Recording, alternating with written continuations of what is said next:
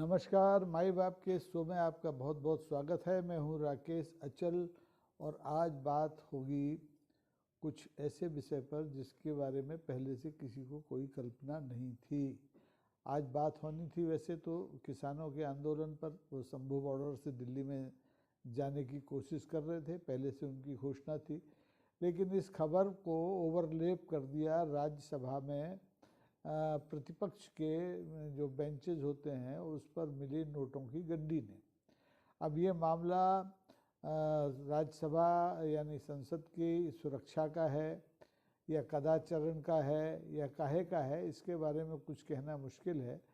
लेकिन आज जैसे ही राज्यसभा की कार्रवाई शुरू होती है तो राज्यसभा के जो सभापति हैं माननीय जगदीप धनखड़ साहब, वो सदन को सूचित करते हैं कि कल की कार्रवाई के बाद जब राज्यसभा में सुरक्षा जांच होती है रूटीन की, तो उसमें सीट नंबर 222 पर नोटों की गड्डियाँ मिली, 500 के नोटों की गड्डियाँ मिली। अब ये नोट असली हैं या नकली हैं, इसके बारे में धनखड़ साहब ने सदन को कोई सूचना नहीं दी। उनका कहना है कि अब इसकी जांच होगी तब पता चलेगा। अब मज़े की बात यह है कि ये जो सीट है ये कांग्रेस के बड़े वरिष्ठ नेता और बड़े कानूनविद अभिषेक सिंघवी साहब की है। अब अभिषेक सिंघवी साहब नोटों की गड्डियाँ लेकर के राज्यसभा में गए हों, ये कल्पना करना बड़ा मुश्किल है। कानूनविद हैं, समझते हैं राज्यसभा के कायदे कानून क्या हैं, वहाँ कैसे जाना चाहिए, कैसे बैठना चाहिए, ये कहना मुश्किल है। और दूसरे ये भी कहना मुश्किल है कि संसद में जब वो जाएंगे तो अपनी जेबों में नोटों की गड्डियाँ भर के जाएंगे। जेब खर्च के लिए 1000, 2000, 4000 रुपये लोग रख सकते हैं अपने बटुए में, पर्स में, लेकिन नोटों की गड्डियाँ लेकर के कोई राज्यसभा जाएगा, ये सोचना भी हास्यास्पद है। और जैसे ही ये खबर, ये सूचना धनखड़ साहब ने सदन को दी तो सत्ता पक्ष के जो सदस्य हैं जाहिर तौर पर है उन्होंने शोर मचाना शुरू कर दिया और विपक्ष ने भी इस मामले में हंगामा शुरू किया। विपक्ष का कहना था कि ये मामला कुछ गड़बड़ है, इसकी जांच होनी चाहिए। तो सत्ता पक्ष की ओर से कहने लगा कि कहा जाने लगा कि विपक्ष इस जांच को प्रभावित करने की कोशिश कर रहा है। अब सवाल ये है कि ये सूत न कपास और जुलाहों में लट्ठम लट्ठ वाली बात हो गई। नंबर एक तो ये कि राज्यसभा में ये नोट आए कैसे। राज्यसभा में प्रवेश के कितने सख्त नियम हैं सब जानते हैं, लेकिन नोट तो ऐसी चीज़ है जो कहीं भी जा सकते हैं। और पहली बार तो कोई राज्यसभा में नोट आए नहीं। अब ये बात अलग है कि इन नोटों का कोई दावेदार नहीं है। जिस राज्यसभा सदस्य की सीट पर, सीट नंबर 222 पर ये नोट रखे गए हैं, मिले पाए गए हैं, उनका ये कहना है कि वो तो घर से 500 का नोट लेकर निकलते हैं अपने, जब भी राज्यसभा में जाते हैं उन्हें ज़रूरत ही नहीं पड़ती है।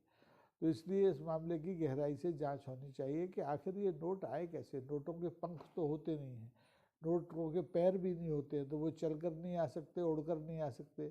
कोई ना कोई तो ये नोट लेकर आया होगा, और लाया है तो फिर चूंकि संघवी साहब कहना कि वो तो लेकर नहीं आए, तो कोई दूसरा आदमी होगा, कोई तीसरा आदमी होगा जो ये नोट लेकर के सदन में आया और जानबूझकर उसने सीट नंबर 222 को इसके लिए चुना। अब ये जांच का मामला है, जांच कैसी होगी, कब होगी, हकीकत का पता चल पाएगा या नहीं चल पाएगा। लेकिन फिलहाल आज की इस खबर ने किसानों के आंदोलन की खबर को पीट दिया है। अब सदन में जहाँ तक सुरक्षा का सवाल है, सदन का लोकसभा हो चाहे राज्यसभा हो, सभी जगह कड़ी सुरक्षा के बावजूद नोट आते जाते रहते हैं। नोट ही नहीं, लोग भी आते जाते रहते हैं। आपको याद हो 2008 में डॉक्टर मनमोहन सिंह की सरकार थी, उसके खिलाफ अविश्वास प्रस्ताव आया था, उस पर चर्चा हो रही थी। तब भारतीय जनता पार्टी के 3 सांसद, एक तो हमारे ग्वालियर चंबल से ही थे अशोक अरगल, एक थे मालवा से फग्गन सिंह कुलस्ते और एक थे महावीर सिंह भगोरा जी, ये अपने हाथों में करोड़ों रुपए की नोटों की गड्डियाँ लेकर के सदन में आ गए थे। तो जब ये लोग आ सकते हैं तो राज्यसभा में कोई भी नोट ला करके प्रवेश पा सकता है। 2008 में जब पा लिया था तो 2024 में भी पा सकता है, और पाया, उसने प्रवेश पाया, नोट लेके आया और सीट नंबर 222 पर जाके रख भी गया। जबकि अभिषेक सिंघवी साहब जो 222 नंबर सीट पर बैठते हैं, उनका कहना है कि वो तो मात्र 3 मिनट अपनी सीट पर बैठे, आए और बैठे, जब तक सदन की कार्रवाई स्थगित हुई तो वापस चले गए। तो अब जाहिर है कि अगर सिंघवी साहब इतने नोट लेकर के सदन में आए होते तो वो छोड़ के तो नहीं जाते, वो अपने नोट संभाल के लाए थे तो संभाल के ले जाते, लेकिन वो लाए ही नहीं।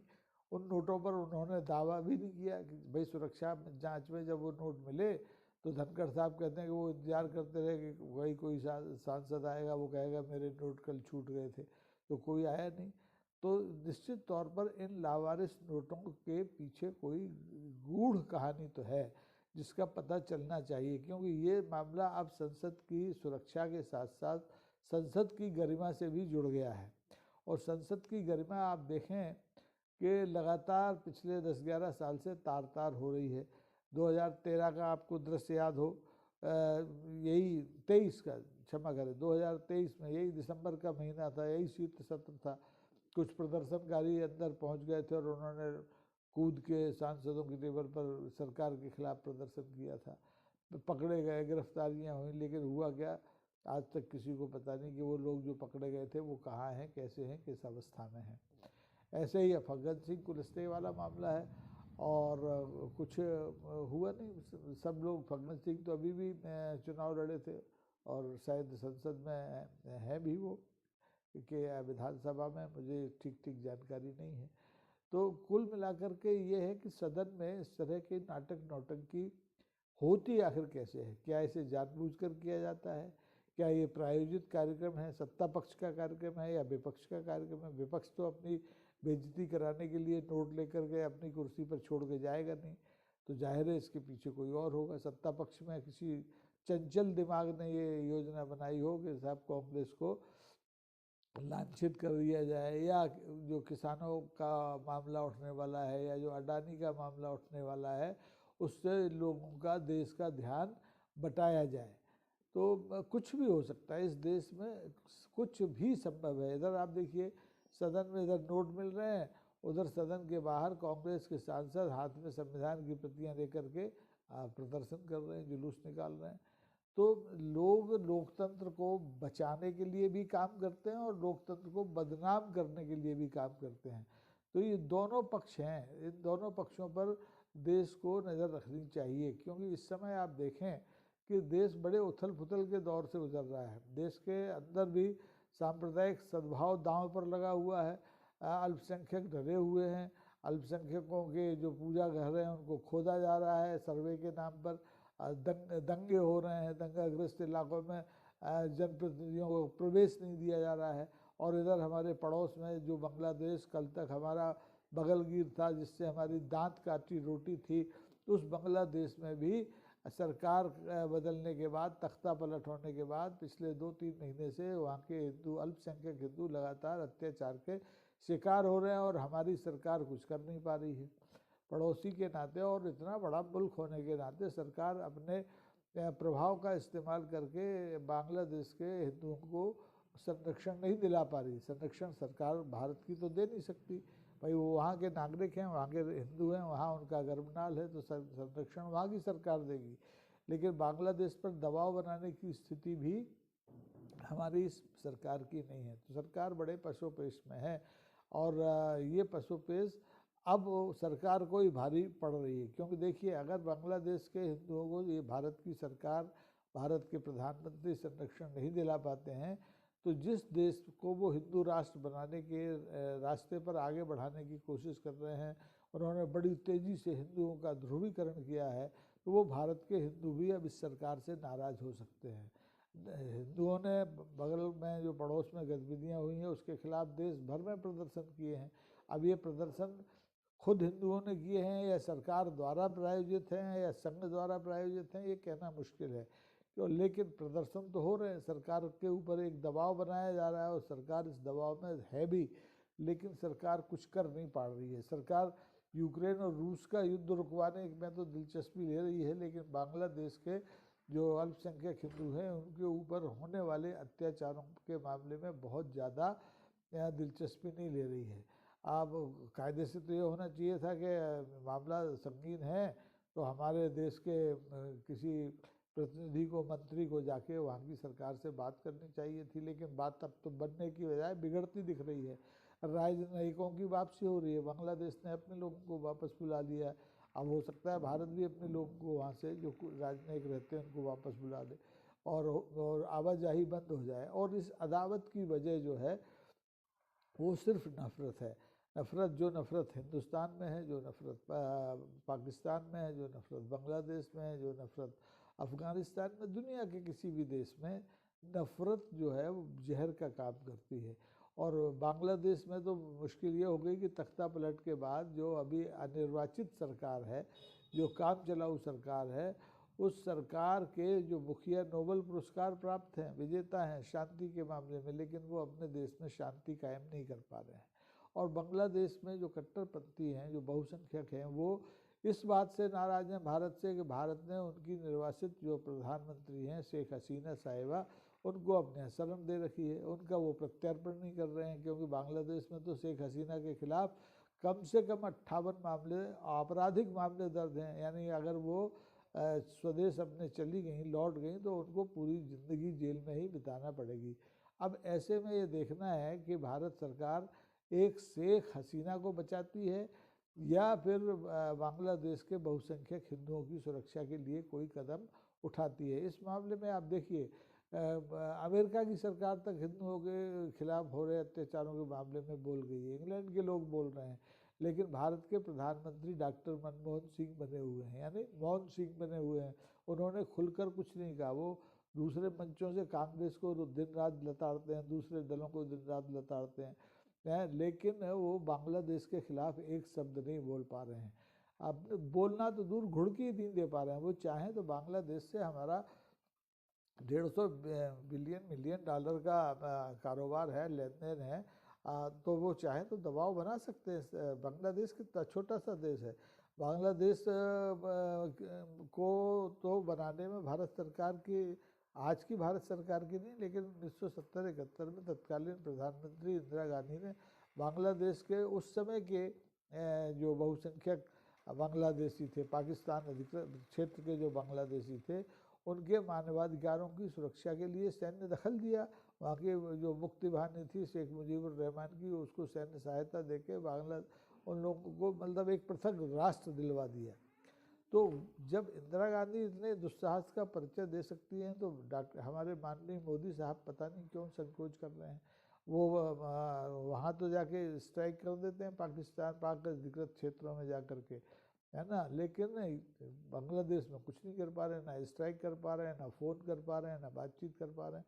अरे भाई, आप मोहम्मद यूनुस से फ़ोन पे ही बात कर लो एक बार, तो लोगों को संतोष हो जाए, हिंदुस्तान के हिंदुओं को संतोष हो जाए कि उनके प्रधानमंत्री पाकिस्तान के हिंदुओं के लिए कुछ कर रहे हैं। अब दुनिया में आप ही ले दे के एक बड़े हिंदू राष्ट्र हैं, और आप ही अगर अल्पसंख्यक दूसरे राज्यों में, राष्ट्रों में रहने वाले हिंदुओं की रक्षा की बात नहीं करेंगे, तो फिर उनका माई बाप कौन हो सकता है। तो अब मज़े की बात यह है कि इधर संसद में नोटों की गड्डियाँ मिल रही हैं, और ये बांग्लादेश का मामला हो, किसानों का मामला हो, संविधान पर बहस का मामला हो, इन सब पर बहस के बजाय धूल डालने की कोशिश हो रही है।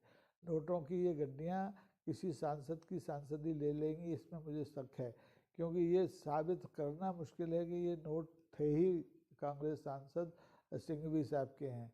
और पहले अतीत में देखिए, प्रश्नों के बदले में लोग नोट लेते थे, तो कितने 7-8 सांसदों की सदस्यता चली गई थी। हमारी पिछली लोकसभा में जो महुआ मोइत्रा थी, उनकी तो सदस्यता सिर्फ इसलिए छीन ली गई थी कि उन्होंने अपने ईमेल का पासवर्ड किसी तीसरे आदमी को दे दिया था। तो अब ऐसे में अगर ये प्रमाणित हो जाए कि ये नोट सचमुच सिंघवी साहब के थे, तो उनकी सदस्यता भी छीनी जाना चाहिए, नियम अगर है तो, परंपरा अगर है तो। और नहीं है तो इसके पीछे जिसने साजिश की है उसका पता लगाना चाहिए और उसकी सदस्यता छीनी जानी चाहिए। सुरक्षा में अगर घालमेल का मामला है तो सुरक्षा अधिकारियों के खिलाफ कार्रवाई होनी चाहिए। इसको हवा में उड़ाने की ज़रूरत नहीं है। अब देखना ये होगा कि हमारी सरकार, भारत की सरकार, हमारे संसदीय कार्य मंत्री, हमारे सदन के प्रमुख धनखड़ साहब इस मामले पर क्या कर पाते हैं, इस मामले को अंत तक ले जा पाते हैं या नहीं, इसका रहस्योद्घाटन कर पाते हैं कि नहीं, ये नोट थे कहाँ से, ये कोई जादूगर सरकार के नोट तो हो नहीं सकते। और अगर ये असली हैं या फर्जी हैं, जैसे भी नोट हैं, सदन में आए तो आए कैसे? सदन में जनप्रतिनिधियों का आना जाना तो अच्छा लगता है, लेकिन नोट आए तो ये बुरी बात है। चाहे किसी के व्यक्तिगत नोट भी हों, अगर व्यक्तिगत हैं, नंबर 1 के हैं, तो उनका तो कोई ना कोई दावा ज़रूर करता। तो जाहिर है कि ये नोट भी नंबर 2 के हैं, किसी साजिश के अंग हैं। तो अब आप नज़र रखिए खबरों पर, संसद की खबरों पर। आज राज्यसभा में मिले हैं, कल हो सकता है लोकसभा में मिले, परसों हो सकता है और कहीं मिल जाए। नोट तो नोट है, सर्वव्यापी हैं, हर व्यापक सर्वत्र समाना की तरह नोट व्यापक सर्वत्र समाना। तो आज के लिए सिर्फ इतना ही। किसान आंदोलनरत हैं, उन पर भी नज़र रखिए। और अगर ये वीडियो आपको पसंद आए तो ज़रूर इसको लाइक कीजिए, शेयर कीजिए और सब्सक्राइब भी कीजिए इस चैनल को। बहुत बहुत धन्यवाद। नमस्कार। जय हिंद।